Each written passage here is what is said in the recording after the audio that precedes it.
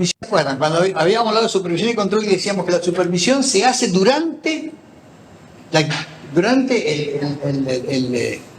el trabajo, mientras está haciendo el trabajo, ¿no?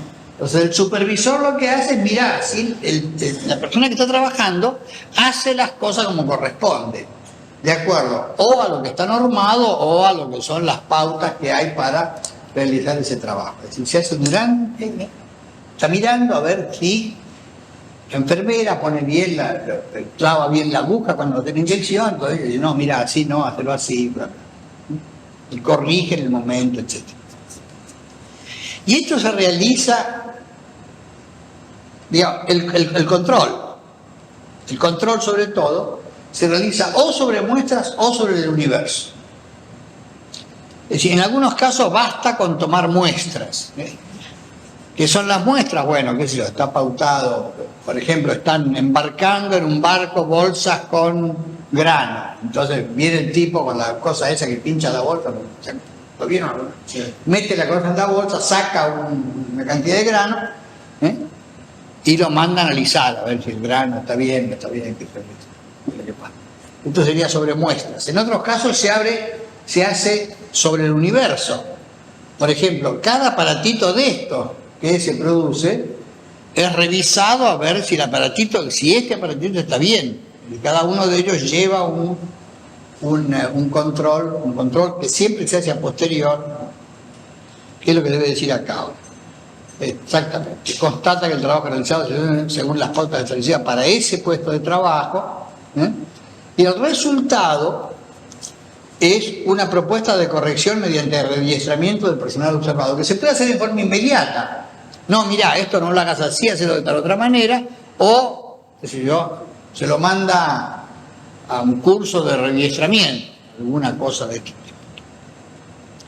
Y el control decía sobre los productos finales o intermedios, el control de calidad sobre los productos, lo que yo decía recién, se mira cada computadora, cada televisor, etcétera, etcétera. O lo que se llama control de gestión, que es sobre el proceso de trabajo. Es decir, después de haber hecho el proceso de trabajo, no es la supervisión, no es mientras está realizando, sino después del proceso de trabajo se examina lo que se hizo, a ver si lo que se hizo realmente estaba de acuerdo a las pautas, etcétera, etcétera. Esta es la idea de supervisión y control, como aquellos actos que se realizan mientras o después del trabajo, al revés que la asesoría que se hace antes, ¿no? Después, aquí está la asesoría legal. Consulta sobre juridicidad de situación no prevista. Esta sería una cuestión de asesoría legal. Llega un caso que no se sabe cómo hay que tratarlo. Llega un paciente que dice, yo necesito que me den un certificado de, qué sé yo, de que me voy a morir dentro de 3 meses. Porque el médico me dijo eso, y entonces resulta que la herencia, qué carajo, y plantea algún problema. Entonces no se sabe cómo operar con eso. A ver, que vengan los asesores legales y que digan cuál es la norma para esto. O el otro caso de asesoría legal importante es la formulación de reglamentos. Creamos una institución, vamos a hacer una institución que va a operar sobre... va a dar asesoría sobre políticas de salud. Bueno, ¿cuáles son las normas generales que rigen a estos procedimientos? ¿Hay leyes que rigen este tipo de asesoría? ¿No hay leyes que dice la Constitución Nacional, etcétera, etcétera? Para poder ajustar la reglamentación que vamos a hacer sobre esta cuestión a lo que es esta juridicidad externa. Entonces, las normas externas son todas estas, leyes, decretos, reglamentos, códigos, etc. La jurisprudencia es sobre lo que ocurrió antes legalmente y que sentó entonces un antecedente sobre el cual tenemos que regirnos para lo que es el futuro. O sobre las normas internas, y cuáles son las que rigen esta institución y su compatibilidad, ¿no?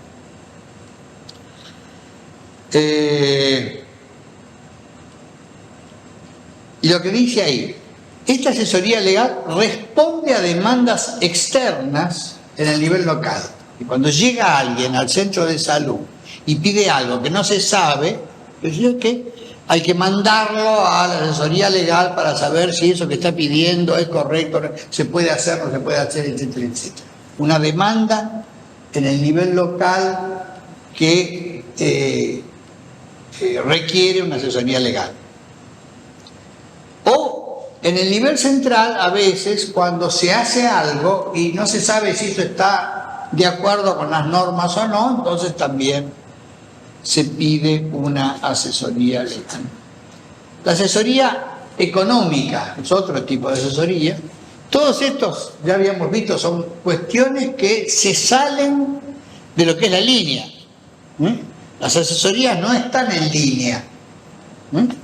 La asesoría económica o tecnológica es ese análisis que se hace del mercado, de los recursos o de productos, y que es mucho más frecuente, decíamos, en el subsector privado que en el público.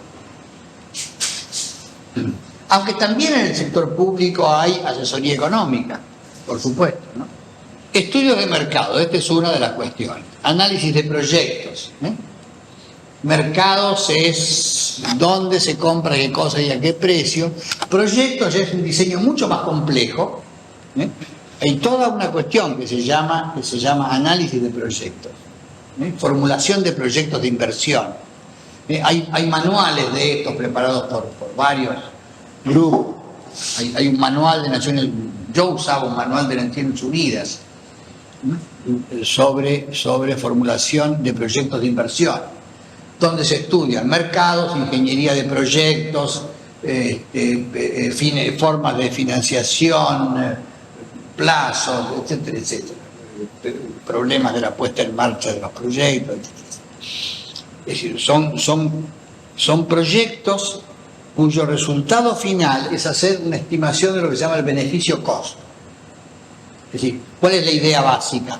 Es que hay que estudiar todo lo que sean costos desde que se inicia el proyecto hasta la finalización del mismo, quiere decir una preparación del proyecto durante un largo tiempo, etapa de construcción muy larga, y después un uso de la...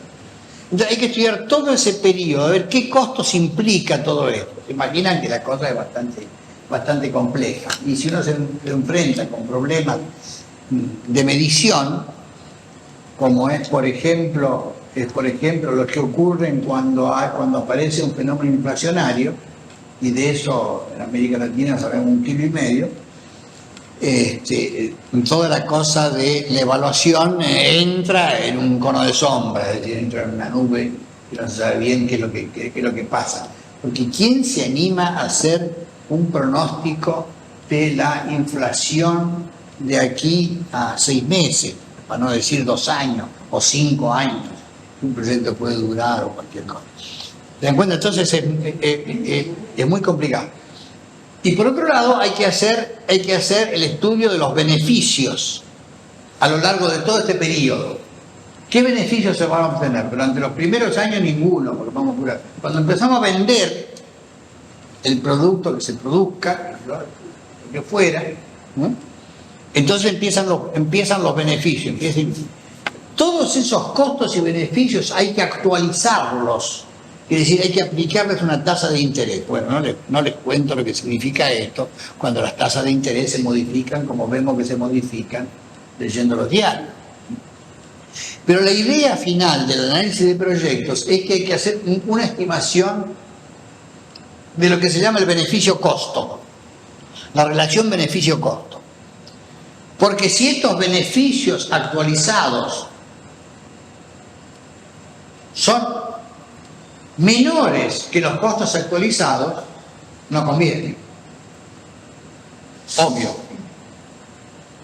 Si voy a tener menos beneficio que lo que me va a costar, ningún empresario, o casi diría nadie, digamos, que tenga que poner la guita en este asunto, va a decir que sí, porque va en contra de la posibilidad de recuperar recuperar lo que se invirtió, es que se habla en análisis de proyecto de beneficios intangibles.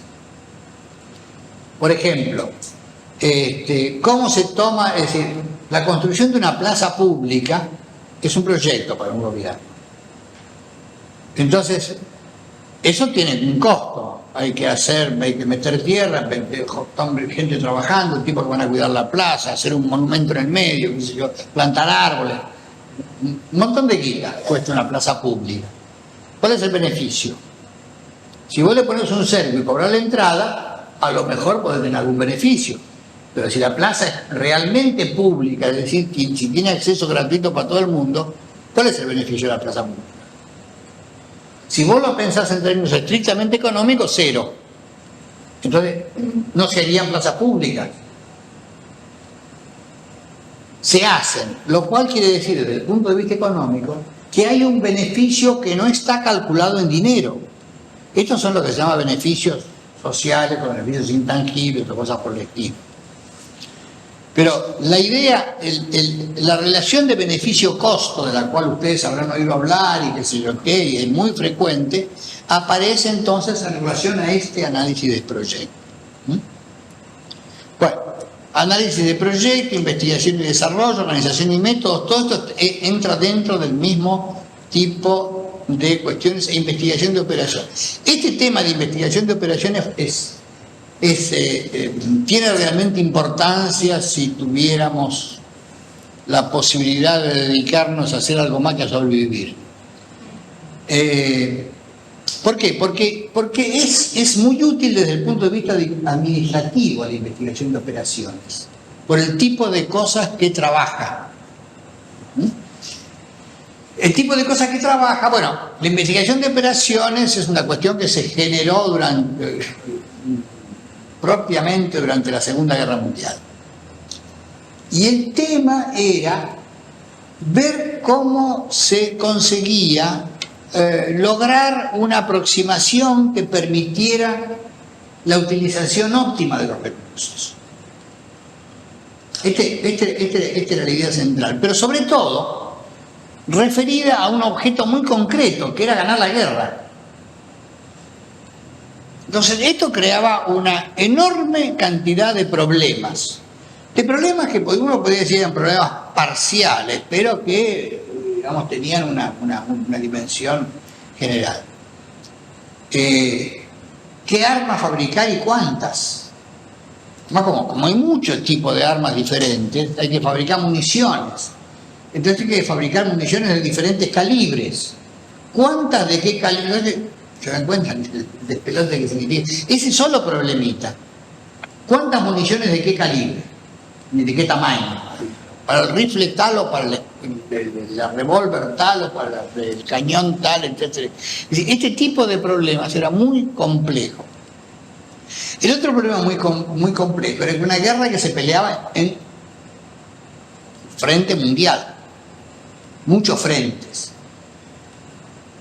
¿Cuántos hombres, cuántos luchadores, cuántos guerreros poner en cada lugar? ¿Con qué armas, en qué momento? Sí, todas estas eran decisiones muy complejas, muy interrelacionadas. ¿Dónde se almacenan las cosas? ¿Dónde se almacenan los soldados? ¿Dónde se almacenan los alimentos que hay que mandarles al frente? ¿Dónde las armas, etcétera? ¿Cómo se las lleva hasta tal lugar?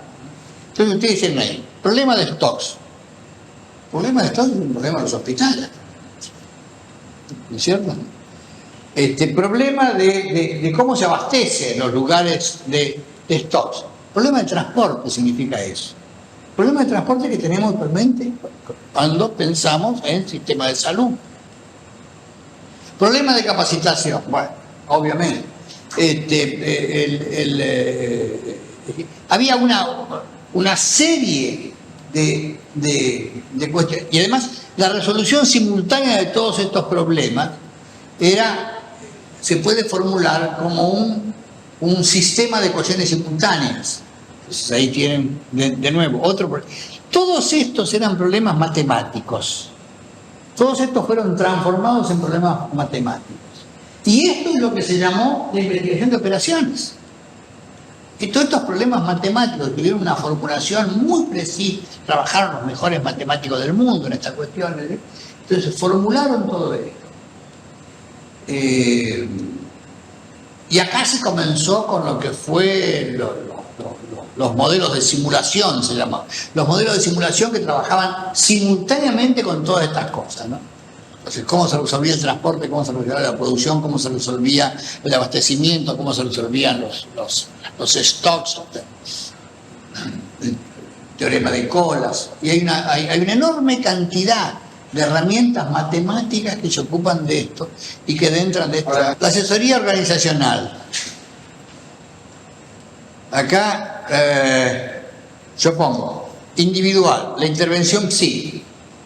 Es decir, cuando ¿no? se pone contento. Ahora me llaman a laburar. O la colectiva, el análisis institucional. Fíjense,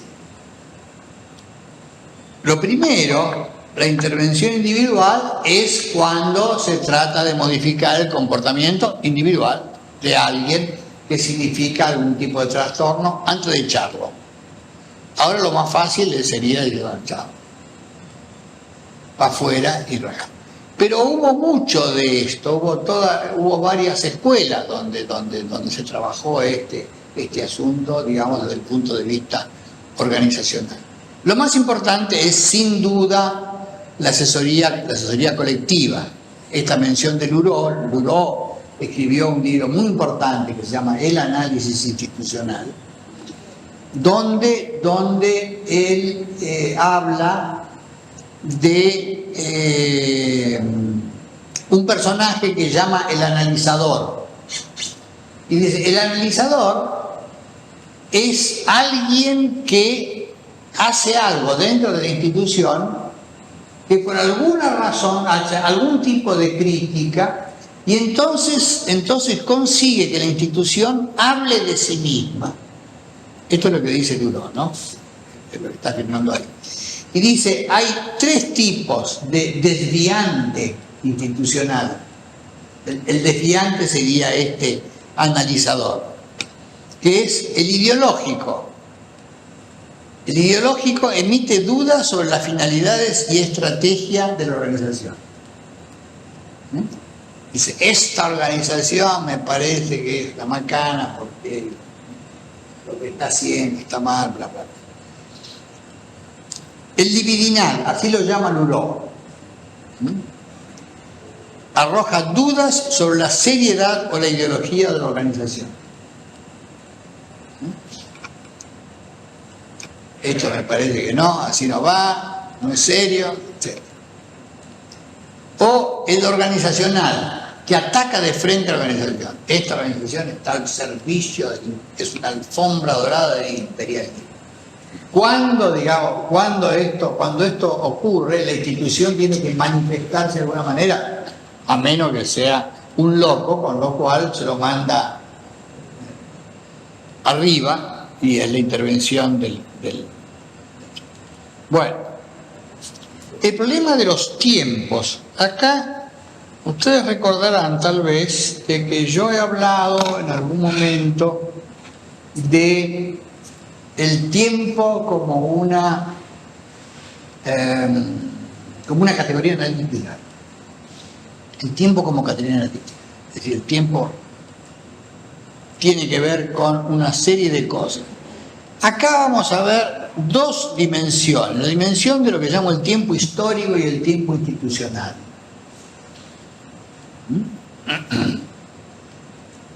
Entonces, el tiempo histórico es obvio que se trata del pasado y del futuro.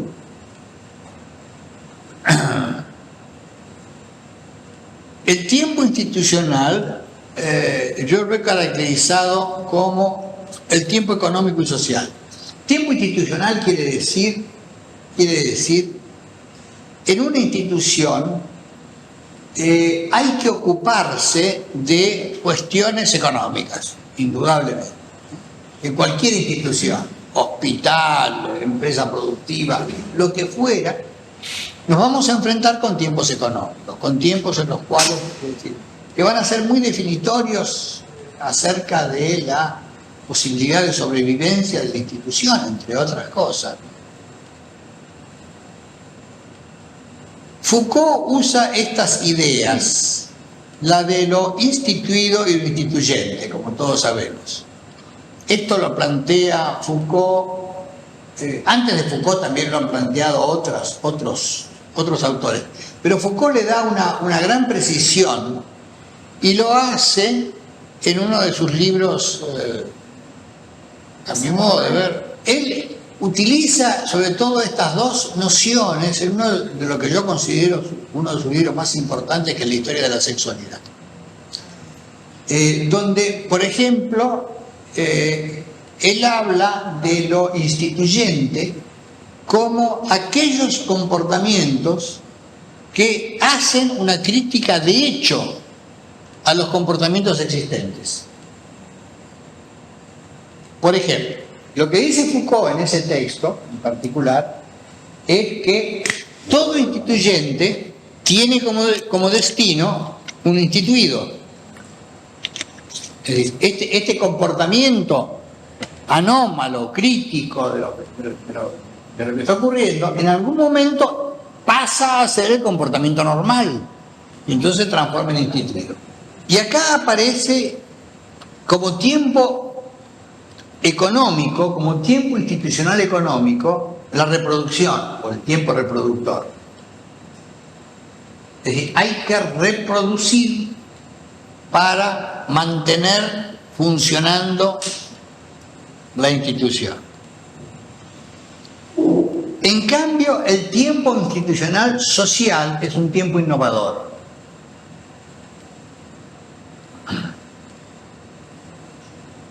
Hacemos cosas, creamos cosas sociales en la medida en que modificamos los sistemas de relación.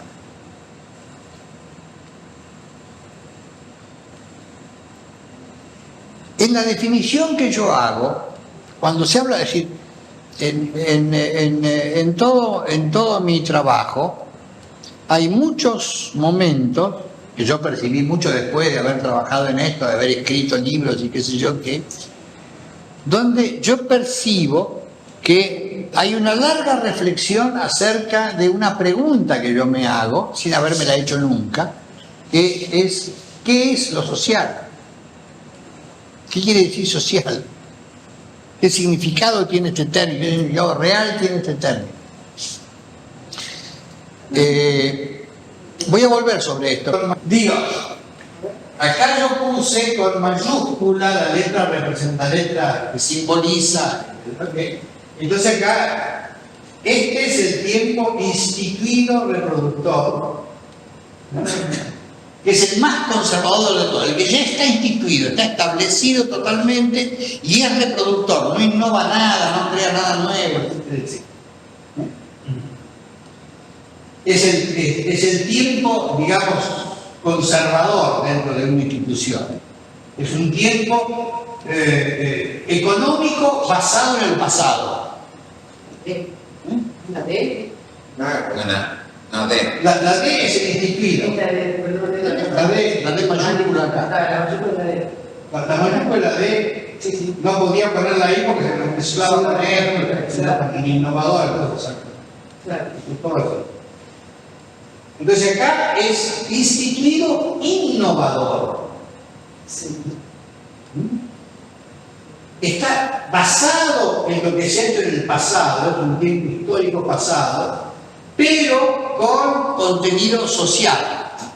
Si lo mismo que se estaba en la estructura permanece y se le agrega esta cosa de lo social de un proyecto, de una cosa nueva, pero basado en lo que está establecido hasta ese momento.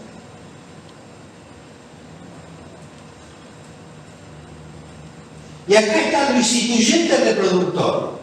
¿Qué sería esto? Es un tiempo económico, quiere decir un tiempo que tiene que ser reproductor. Tenemos que lograr que siga funcionando. Pero tenemos que hacer algo instituyente, algo que trate de modificar esto para conseguir que en el futuro sigamos funcionando. No. Y el que a mí más me gusta es que es el innovador instituyente. Creamos cosas nuevas y hagamos con esas cosas nuevas proyectos nuevos, etc. ¿Se dan cuenta? Ahora, el problema que tiene esto es que en cualquier lugar que nos encontremos, vamos a tratar de pasarnos para allá.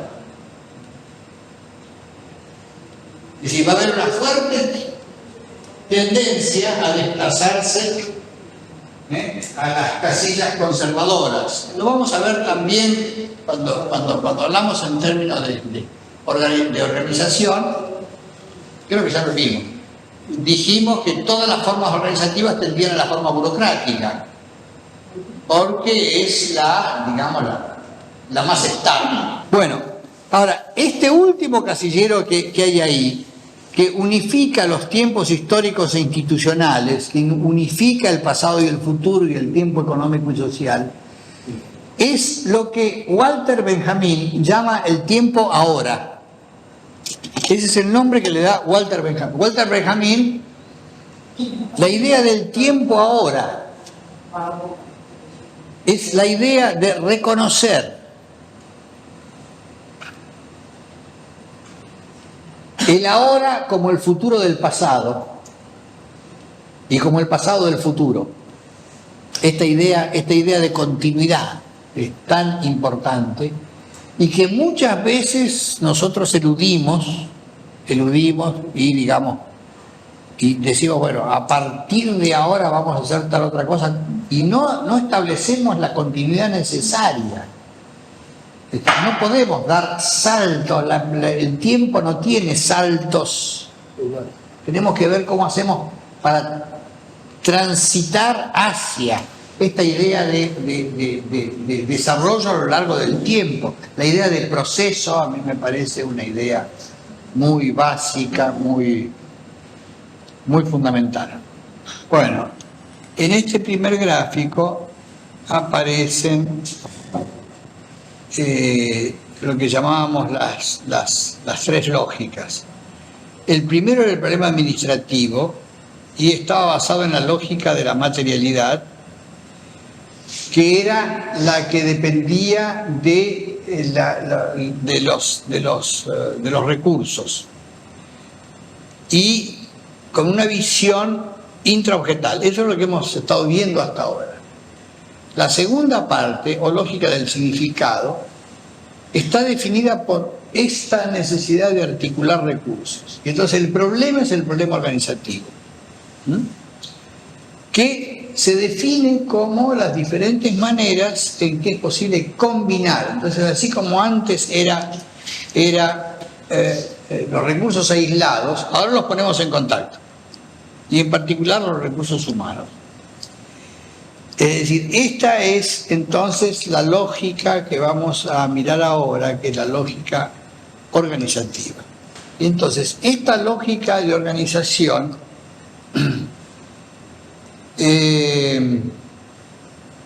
bueno, lo primero que aparece ahí es esta afirmación.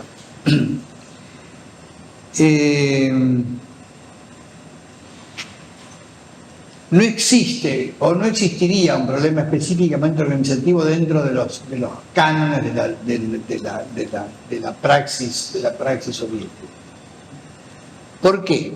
Porque los problemas se resuelven con las normas de gestión.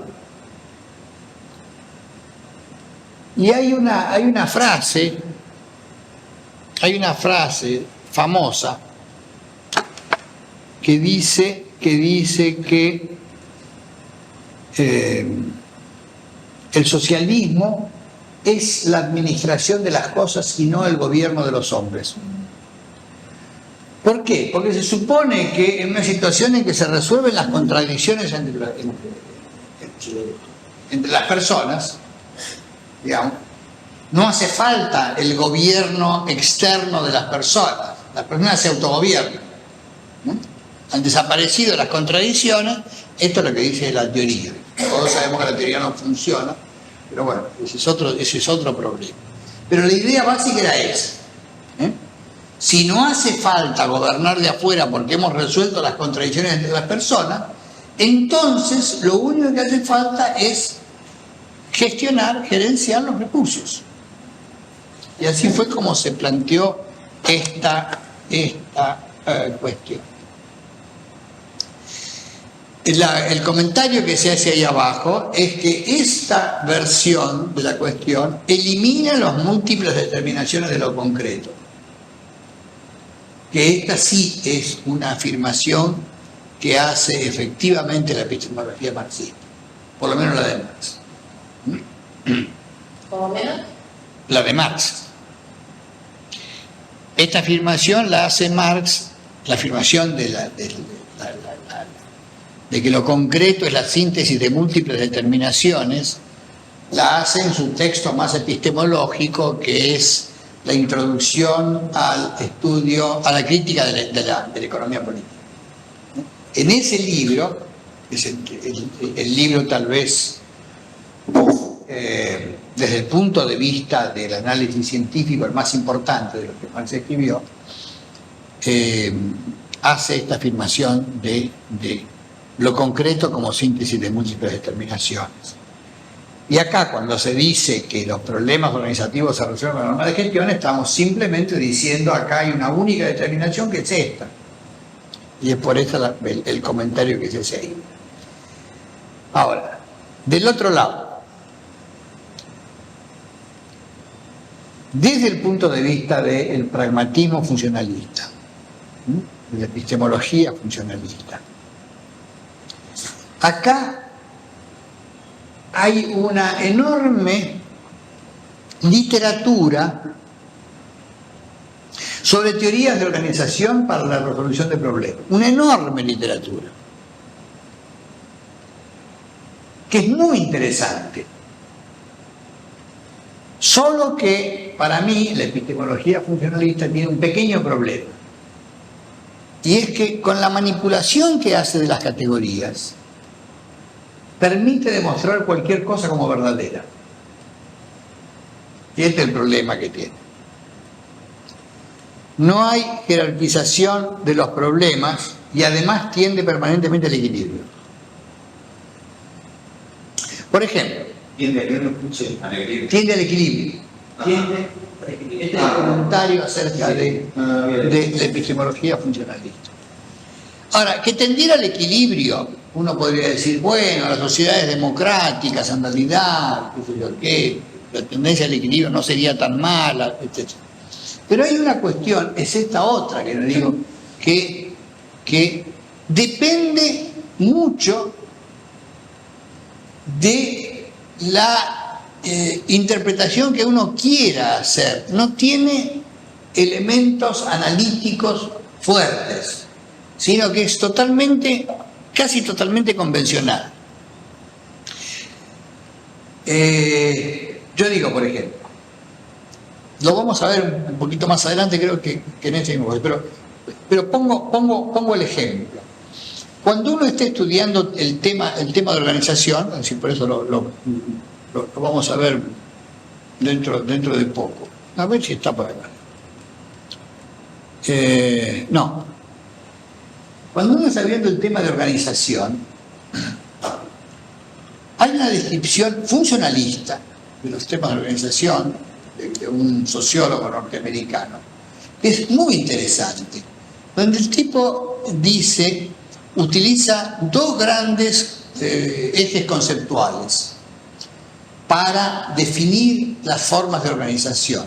Y dice, uno de esos ejes es el de si las cosas que recibe un cierto lugar donde hay una organización, si las demandas que recibe o los objetos que recibe para ser procesados, para ser trabajados, son homogéneos u heterogéneos. Por ejemplo, si lo que se recibe en un servicio hospitalario son mujeres embarazadas a término, entonces uno puede entender que estos objetos que recibe para ser trabajados, para ser procesados, estoy deliberadamente usando la terminología organizativa, estos objetos que reciben, son todos más o menos parecidos o si son todos muy diferentes. Y uno puede decir que una mujer con un embarazo a término es parecida a otra mujer con un embarazo a término, salvo que traiga algún trastorno serio, uno puede decir que son todos muy parecidos. Entonces tiene que constatar ciertas cosas, cada cuánto tiempo tiene dolores, que si rompió bolsa, no rompió bolsa, si la dilatación tiene tantos o cuantos centímetros, etcétera, etcétera. Y entonces esto hace que el proceso al que es sometido este objeto en ese lugar de organización, primero, es fácil de diagnosticar. De manera que la entrada del objeto a la línea de procesamiento es muy simple. Debe haber generalmente una partera, ni siquiera un médico, que determine si estos parámetros, tiempo de dolores, diámetro, etcétera, etcétera, son tales cuales. Entonces, bueno, usted va para la sala de espera, usted va para la sala de parto, usted qué sé lo que, usted va para su casa. No da. Es muy fácil, digamos, hacer esto, ¿no es cierto? Y a partir de ahí sigue siendo muy fácil. Es como si entra en una línea de montaje, o mejor dicho, de desmontaje en este caso, ¿no? Y la cosa funciona casi en automático. Quiere decir, si el objeto es homogéneo y hay normas de procedimiento, si hay un manual que dice las normas son tales y cuales, entonces la forma organizativa que le corresponde para tratar ese objeto es la forma que conocemos desde antiguo como la forma burocrática. ¿Por qué? Porque los trámites son muy simples, están muy normados y circulan en forma casi automática. ¿Está claro? Ahora, yo puedo poner el caso de una escuela de niños preescolares. Entonces, usemos el primer criterio. Estos objetos que llegan, niños en edad preescolar, ¿son todos iguales o son todos diferentes? Lamentablemente tenemos una psicopedagoga, de manera que nos va a decir son todos diferentes. Pero uno podría entender que niños de 4 años, que yo, son todos iguales, no me jodan con la diferencia, pues no ves, se ofendió. ¿Se entiende lo que estoy diciendo? Entonces, si yo entiendo de esta manera, si yo entiendo que son objetos homogéneos, voy a crear una organización que desde el punto de vista de esta psicopedagoga, por ejemplo, va a ser una catástrofe, porque va a tratar de la misma forma a objetos que son todos diferentes. Pero hay mucha gente que entiende que niño es niño y acabemos con la discusión. Son todos iguales. Por eso yo digo que depende de una interpretación muy subjetiva que permite demostrar cualquier cosa como verdadera. Este es el problema que yo le veo en este caso a la interpretación funcionalista. Depende del criterio. El criterio. Depende del criterio que yo use para clasificar este objeto. Si yo, ¿qué se hace con los niños en edad escolar? Y bueno, se los pone en fila, se los hace entrar en fila, siéntense niños en cada uno en su lugar, no vayan a hablar uno con otro porque perturban la clase, qué sé yo. Cuando entra el maestro se tiene que poner de pie y decir buenos días señor o señorita o lo que fuere. Digo, Sí. hay quien estaría dispuesto a proponer esta cuestión, ¿no es cierto? La cuestión es de si existe o no existe proceso normado. Es decir, si hay reglas para el tratamiento de un cierto objeto. Y la otra cuestión es si los objetos de trabajo son homogéneos o heterogéneos, como veíamos recién. Entonces, esto genera 4 casos, que son los siguientes. Una vez que he terminado de hacer el cuadrito, les muestro los cuadritos.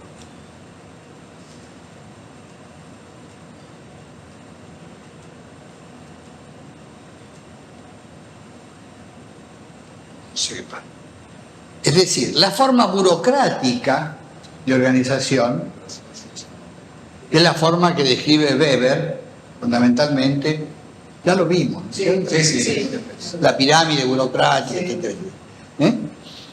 Es una forma en la cual hay un proceso normado y los objetos que llegan son todos iguales o muy parecidos. Entonces, esto quiere decir que tanto la puerta de entrada, la forma de ingresar al proceso de trabajo, y la forma de circular dentro del proceso están normadas. Y en consecuencia esta forma es muy eficiente, usando eficiencia en el sentido que decíamos la vez pasada. Y podemos optimizar los recursos que utilizamos. Con la mínima cantidad de recursos podremos realizar la acción que estamos pretendiendo. Ahora, cuando no existe proceso normado, pero los objetos son, el objeto que llega, todos los objetos que me llegan son homogéneos, entonces a esta forma la defino como, la define este autor, mencionaba Thompson, como artesanal. Creo que Thompson. Como artesanal. ¿Qué quiere decir? Es la forma de organización del artesano. Todo lo que le llega es arcilla. Siempre lo mismo. Pero una vez hace un florero, otra vez hace una taza, otra vez hace un caballito, otra vez hace qué sé yo qué. Es decir, la forma de ingresar entonces es la misma que en la forma burocrática. Es un objeto de trabajo homogéneo. Es decir, esta columna define la forma de entrada. Si el objeto es homogéneo, entra fácil. Ahora, como acá no tiene proceso normado, entonces cada vez tiene que inventar qué es lo que va a hacer. O decidir qué es lo que va a hacer. Cada partida de arcilla que le llega, bueno, ahora voy a hacer tal cosa, ahora voy a hacer tal cosa. Ver los pétalas a las demás. En el caso de objetos heterogéneos, pero con proceso normado, quiere decir, acá voy a tener un problema con la entrada. ¿Qué es lo que recibe un ingeniero como pedido? Recibe el pedido de un motor fuera de borda, de una máquina para destapar botellas de Coca-Cola, cualquier cosa. O de un pedido de una sierra mecánica. Cada vez recibe una cosa diferente. Entonces, ante esa entrada es complicada. Tiene que ver cómo hace, el plan, pensar, la cuestión. Pero el ingeniero se caracteriza porque sus procesos están normados. Él sabe cómo tiene que trabajar la cosa. Tiene manuales de procedimiento. Hay que calcular la resistencia del material, el tamaño de las cosas, qué sé yo qué, la dimensión, el corte, bueno. Es decir, tiene un proceso normado que le permite saber cómo hay que hacer la cuestión. Por eso se caracteriza como ingeniería. Y por último tenemos la forma creativa, donde no se sabe bien qué es lo que llega y no se sabe cómo tratarlo. Entonces, el caso de la forma burocrática que aparece ahí podría ser el de la consulta de embarazadas. Se sabe cómo entra, se sabe cómo circula, está todo normal. El caso de la forma creativa, que es la diametralmente opuesta, podría ser niño con convulsiones, qué sé yo, niño con trastornos de conducta o alguna cosa por el estilo. Una consulta pediátrica de niños de urgencia. ¿Sabe cuál es el problema? El problema va a ser el siguiente, de que cualquiera de estas tres formas, y esta es la razón por la cual a veces a veces aparecen procesos normados que no debieran ser normados. Es que cualquiera de estas tres formas va a tender a desplazarse a la forma burocrática. Y esto ya lo cual quiere decir que hay formas organizativas burocráticas que son buenas cuando tienen que ser burocráticas, diría este autor. Y hay formas burocráticas que son malas, y este es el otro sentido del término burocracia. Hay una burocracia buena y hay una burocracia mala. La burocracia mala es la forma burocrática que tendría que ser, de acuerdo a estas características, de uno de los otros tres tipos. ¿Y por qué se va a desplazar? Porque esta es la forma más eficiente. Es la más seria, no sé si la más eficiente. Es la más eficiente, en la que gasta menos recursos, en general. Gasta menos recursos, ¿por qué? Porque hay un solo individuo que interviene en cada paso que aprueba el desplazamiento al paso siguiente. Y como está normado, no necesita consultar. Que llega ahí, responde a la norma, pasa al siguiente. Entonces, en este sentido, es la forma más eficiente. El problema que tiene es que cuando es una forma burocrática que debiera ser creativa, seguramente pierde eficacia. Entonces va a ser más eficiente que lo que corresponde, pero con eficacia menor o nula.